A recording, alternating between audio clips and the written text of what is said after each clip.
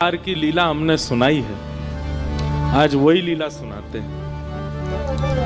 पहली बार नौका विहार का सुख प्रिया प्रियतम को कब हुआ, और उसके बाद में अब तो ऐसी स्थिति बन गई कि सखियां यही योजना बनाती रहती हैं कि कैसे भी नौका आवे और फिर से विहार हो। तो नौका विहार में बहुत सुख मिलता है, क्योंकि देखिए जब रास होता है ना तो एक बड़ा मैदान है, कोई सखी दूर है, कोई सखी कहीं है, किशोरी ठाकुर जी कहीं है, दौड़ के कहीं भाग जाते हैं, दौड़ के कहीं आ जाते हैं। रास विहार में सब विस्तृत है और विकसित है, तो उसका एक साथ सुख मिल पाना कभी कभी मुश्किल होता है। पर नौका में सब सीमित है, नौका केवल सीमित है, उसके आगे आप जा ही नहीं सकते। तो सखियों को इतना सुख मिलता है कि कहीं से भी बैठ करके प्रिया प्रियतम दिखते रहेंगे। इसलिए नौका विहार सखियों का सबसे प्रिय उत्सव है। और सबसे बड़ी बात,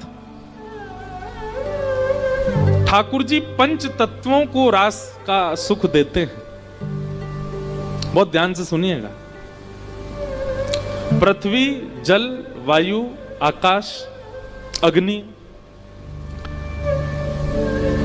ठाकुर जी ने 2 बार दावाग्नि पान करके वृंदावन में अग्नि को रास का सुख दिया। रास का मतलब क्या है? रस और रास 2 बातें मैं कहता हूं कथा में। जीवात्मा भगवत प्राप्ति के लिए प्रयोजन करे वो रस है, लेकिन उस जीवात्मा से प्रसन्न होकर के ठाकुर जी उसके मिलन की योजना बनावे वो रास है। ये रस और रास में परिवर्तन है। आप अब देखो ये कथा क्या हो रही है, ये रस नहीं है, ये रास हो रहा है। क्यों? आप कितनी भी व्यवस्थाएं कर लो, ठाकुर जी योजना बना रहे हैं इस कथा की, ठाकुर जी भूमिका कर रहे हैं इस कथा की, ये रास है। जहां पर आप योजनाएं बनाते हैं और योजना सफल हो जाती है भगवत प्राप्ति की, वो रस है। और जहां आपकी योजना फेल होती है, ठाकुर जी की योजना पास होती है, वो रास है। 2-2 साल निकल जाते हैं लोगों के कि हम वृंदावन जाएंगे, लेकिन योजना बनाते बनाते चले गए, समय निकल गया। अचानक से रात में सोए थे, दिन में उठे तो ऐसी कोई योजना बनी, तुरंत पहुंच गए वृंदावन, शाम को तो बिहारी जी के दर्शन कर लिए। ये रास है।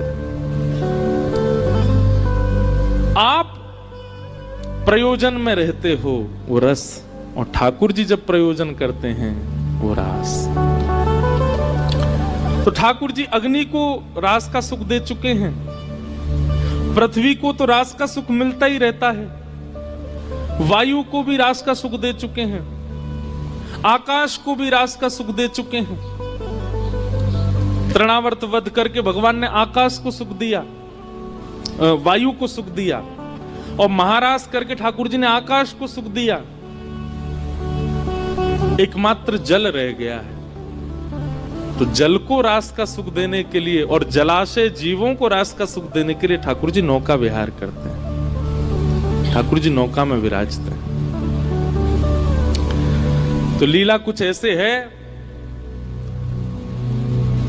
किशोरी जी आज अपनी सब सखियन के संग दही बेचवे के काजे गई हैं। आहा। तो नौका विहार की प्रथम लीला दान से शुरू होती है। सब सखियां अपने घर के दूध, दही, मक्खन आदि बेकवे के काजे यमुना पार गई हैं, और यमुना पार जब गई तो वहां आज कोई खरीदवे वालों नहीं मिलो। ऐसी बारिश है रही होगी, सुनसान पड़ो होगा, देखो पार ऐसी कोई मिलो नहीं। खूब दूर दूर तक घूम आई। और आज एक और लीला भई कि किशोरी जी संग गई हैं। श्री जी हमेशा साथ ना जामे, श्री जी को आवश्यकता ही नहीं है दान करवे की, उनके घर तो भैया राजा की लाली हैं, लेकिन कभी कभी सखियन के साथ सुख लेवे के काजे। और सबसे बड़ी बात, श्याम सुंदर मिलेंगे या हमारे श्री जी जामे। तो जब भी श्री जी जावे तो सखियन को एक चिंता बनी रहे कि कैसे वो करके दही बिके नहीं बिके, शाम एवे ते पहले जल्दी आनो है लौट करके। श्री जी साथ में हैं। आज श्री जी साथ में गए, यमुना पल्ली पार दही बेकुए के काजे। खूब डोल लिए लेकिन दही नहीं बिको। ऐसे ही शाम घटा छान लगी सब जगह से। ललिता विशाखा बोली भैया अब दही तो बिको नहीं है, दूध घी आदि सब हमारो रह गए हो, अब चलो वापस चले, शाम है रही है और कीर्ति मैया बृषभानु बाबा बहुत डांटेंगे, जल्दी चलो। वापस जाने के लिए तैयार भये। जैसे ही जमुना जी के तट पर आए तो या तट पे तो सुनसान हो ही हो, पल्ले तट पे भी कोई नाविक नहीं, कोई मल्हा नहीं, नाव चलावे वारो। एक सुंदर सेज पर बिठा दिए और बिठा करके श्री जी को बोले आप प्रतीक्षा करो, हम देख क्या हमें कोई नाव मिल जाए तो। ललिता विशाखा दूर दूर तक देखें कहीं कोई नाविक नहीं मिले, इतनी चिंता।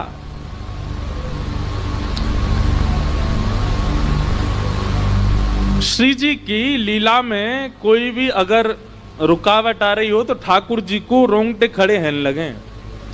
ठाकुर जी को पता चल जाए श्री जी को कोई दिक्कत है। मानो श्री जी को मन है लगे कि भाई शाम घन बरसे, ये मेघ बरसने चाहिए तो मेघ बरसते हैं। श्री जी को मन हो कि धूप निकले, सर्दी ज्यादा है रही तो धूप निकलेगी। ठाकुर जी श्री जी के मन की इच्छा पूरी करने में तत्पर रहते हैं हमेशा। प्रेम का यही स्वरूप है, तत् सुखे सुखित्वम।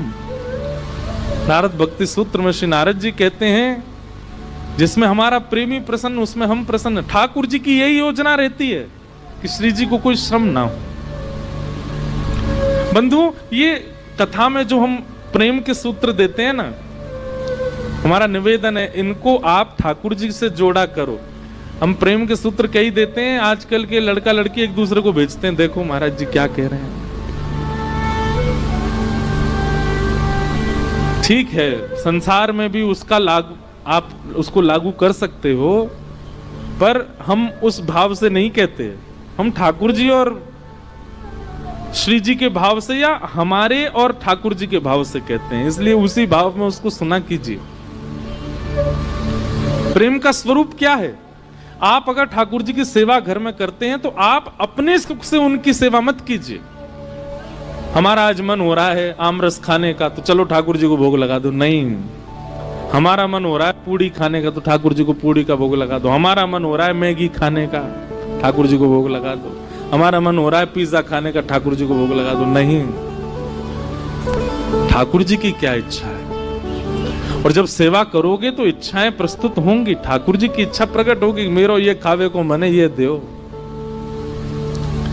तत् सुखे सुखित्व। ठाकुर जी के रोंगटे खड़े हैं लगे। ठाकुर जी बोले श्री जी को कोई आवश्यकता है? इतने में ठाकुर जी ने नेत्र बंद करके देखो तो कहा पायो कि पल्ली पार श्यामाजू बैठी हैं बड़ी निराश हताश, और सब सखियां ढूंढ रही हैं कोई नाविक मिल जाए तो नदी पार करें, जमुना जी पार करें। इतने में ही ठाकुर जी ने अपनी छोटी सी नाव निकाली। वो कितनी बड़ी नाव होएगी कि बस लाला और लाडली जी बैठ सकें, इतनी बड़ी नाव है, छोटी सी। और छोटी सी नाव लेकर के मत वाले ठाकुर जी कूद पड़े जमुना जी में, और महाराज नाचते गाते भय चला रहे हैं अपनी नाव। जग नैया हमार, नैया में हम हैं और हम में संसार। कितनी बड़ी बात है। ठाकुर जी कह रहे हैं नैया में हम हैं और हम में संसार। ठाकुर जी में उधर में ही सारा संसार है। नैया लेकर के ठाकुर जी मचल मचल करके कभी इधर को झुके इधर को झुके, कभी पतवार उठा के नाचन लगे, कभी कान पे हाथ धर के जोर जोरते गावे। ऐसी शाम घटा हो रही थी, बिल्कुल यही मौसम था। और मैंने आपको एक बात कही ना कि ये जो वर्ण है ना, यही वर्ण है श्री कृष्ण का। ठाकुर जी काले नहीं है, ठाकुर जी नीले नहीं है, ठाकुर जी श्याम वर्ण के हैं। संध्या के समय जो वर्ण हो जाता है, और विशेष रूप से सावन में काली घटाएं जब बरसती हैं उस समय जैसा माहौल मौसम हो जाता है, यही श्री कृष्ण का है। पता नहीं क्यों किसी को भय लगता हो बादलों से या वर्षा से, हमको तो बहुत प्रिय लगता है। मन होता है ऐसे ही बस यही मौसम चलता रहे 12 महीने, इतना सुख मिलता है। शाम घटा। और जब ऐसे मौसम में श्याम सुंदर आते हैं तो श्याम सुंदर और ये काली घटा एक हो जाती हैं। ठाकुर जी फिर दिखाई नहीं देते, बड़े गौर से देखने पड़ते हैं, तब दिखते हैं। पीतांबरी पहनी हो तो दिखाई देते हैं।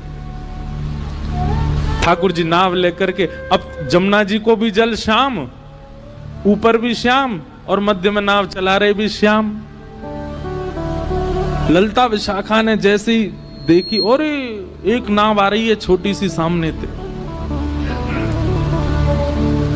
चला कौन रहे हो है ये दिख नहीं रहे हो, और दूसरे ऊपर से ठाकुर जी ने एक रूप बदल के और आए अपनों। आज ने एक अलग सो ठाकुर जी रूप बदल बदल के छद्म वेश धारण करके आते हैं श्री जी से मिलने। एक तो श्याम ऊपर से रूप बदले तो पता नहीं चल रही है। दूर से सब सखी ने देखी और दूर ते ही बुलाने लगी, ओ मलाके, ओ नाप बारे इतकुआ। ठाकुर जी नाच रहे थे, जोर जोर से चिल्लाई, अरे सुनना रोका, नहीं जल्दी सुन ले, ओ मलाके इतकुआ। ठाकुर जी बोले, हम नंद के छोरा, हमको मलाको कौन बोल रहा है? मलाको समझे? मल्हा बोलते हैं जो नाव चलाते हैं, उनका मतलब वाको बेटा।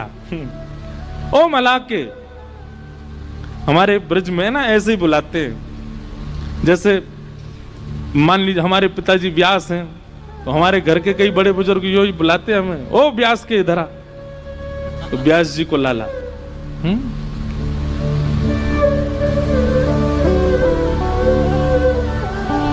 कोई पुरोहित का बेटा तो पुरोहित के इधर आ, मल्हा के।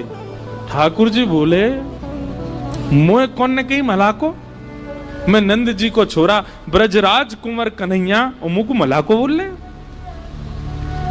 ठाकुर जी बोले, तू मल्हा की। ललिता विशाखा बोली, जे का बोल लो भैया? अरे नाव ले जाए यहाँ पे, हमें पार कराए दे।